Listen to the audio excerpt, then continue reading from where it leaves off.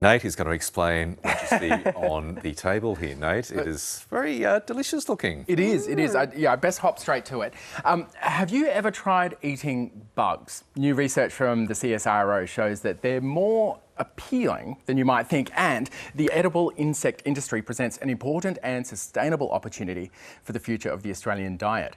Now, if you need more convincing to chow down on a cricket, I've got the man to help, Dr. Brian Lessard, also known as Bri the Fly Guy to his friends, so that means all of us. He joins us now.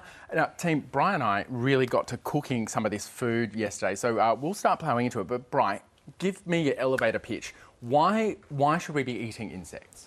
So by 2050, we're going to have to feed 9.7 billion people using the same limited resources we have today. And insects are a really sustainable way of producing high quality protein for us to eat to meet that challenge. Actually, this is one of the things that surprised me a lot. So right in front of you is a banana bread that we cooked yesterday, Mads. You should... Can I say looking beautiful as well? Presentation gorgeous, well done. Let's be honest here. I learnt that he is a much better baker than I am. Do not dare blame me for this. All right, this is food made by scientists, not by bakers. All right, so don't judge it on anything other than whether or not you can taste, a bit of a weird ingredient. So, Brian, in that, what did we put in there? Yep, so we put in cricket flour, so you don't actually have to eat the physical cricket itself. So if you want to enrich your breads or pies or whatever, you can use cricket flour that's 68% protein. What, 68% protein? Can we have a taste? Yeah, definitely. You're going to have a little taste of the banana bread? Why not? Okay. And so this is gluten-free? Gluten-free. Yeah, and you didn't use regular bread in this, so it's regular flour, so this is just cricket flour. Oh no, there is some flour. Oh, some flour as well? Okay, so cricket flour, so this is really boosting up the protein content. Bit crunchy, but that's the purpose, I guess. Oh no! So we didn't put in anything that should be crunchy. So that's probably some of the eggshells or something that I stuffed up. Yeah, no, actually we comes down to the baker. Okay. Yeah. Brian actually said we might leave the walnuts out because it might put them off a little bit. Definitely cannot taste crickets. No. Yeah. Now, you can sometimes, though. Like, we have here some actual insects. These are crickets, right? Yes, so if you want to feel a bit braver with your food choices, you could eat a whole cricket. Now, I tasted one of these. These ones are plain unflavoured, and they're not the best, I'll be honest. There's a bit of an aftertaste that's not particularly pleasant. Right. But, Down. It's crunchy. But it's a bit on the tail end. Sorry, what sort of insects are these? That's a cricket. So they're domestic crickets. Right. And yeah, you're going to say? that's one of the things that's coming out of our research is there's a real opportunity to explore the 60 native edible insect species too. And I think that Michael made the point earlier that First Nations Australians have been eating this for millennia. Yes. Eating these for millennia. So what Not too bad. What do we actually know about sort of, how they were eaten, and were they cooked, were they raw? It depends on the species. So bogor moths were traditionally eaten by First Nations people by roasting them, and they taste like peanut butter. Witchetty grubs taste like nutty scrambled eggs. And then we have the green tree ants that are lemon and zesty as well.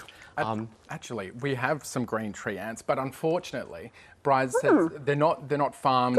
They're not farmed, right? They're just collected naturally. They're wild harvest by First Nations communities up in Northern Territory, So and that's a great example to follow with this industry, so it's inclusive. Yeah, but that meant we couldn't have enough green ants to, make a big green ant paella for you or anything. So instead, we've got some gin. And I know, Mads, every time you're on air, there's always some booze. So how about a gin and tonic for brekkie? What do you reckon? Oh my God. That's not real gin and tonic, is it? It is. It's a real gin and tonic. Absolutely. It's a gin ant tonic. Not for me. Oh, go on then. Go on, Madeline. All right, I'll be there. Cheers.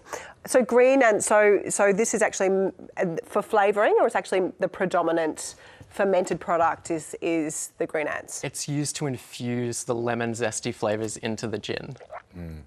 So talk about sustainability. That's nice. Obviously, large parts of the world will face food shortages in the decades ahead. Where does insect production come in? Yeah, so insects are very sustainable. They require a fraction of the land and water and resources than traditional cattle and livestock. But what's great about insects is that you can grow them in warehouses in the city. So we can create high quality protein right next to consumers as well. Are there other countries in the world where eating insects is just absolutely the normal way of eating? Yeah, 2 billion people from 130 countries already eat insects today. But in Australia and other Western countries, we've kind of not learnt how to eat them. So this is why we're getting other products out there. So. And you're not talking about, like, we're not getting rid of cows, right? We're not saying you need to be eating insects instead of your steak. No, it's a complementary protein that we can supplement with our existing diets. I just wonder if in 100 years we'll just be surprised that we didn't eat insects. Yeah, you know what I mean? just Because like having, it's just so, it's such an easy solution to the food issue. Getting the surge to jump. Oh, goodness, Michael.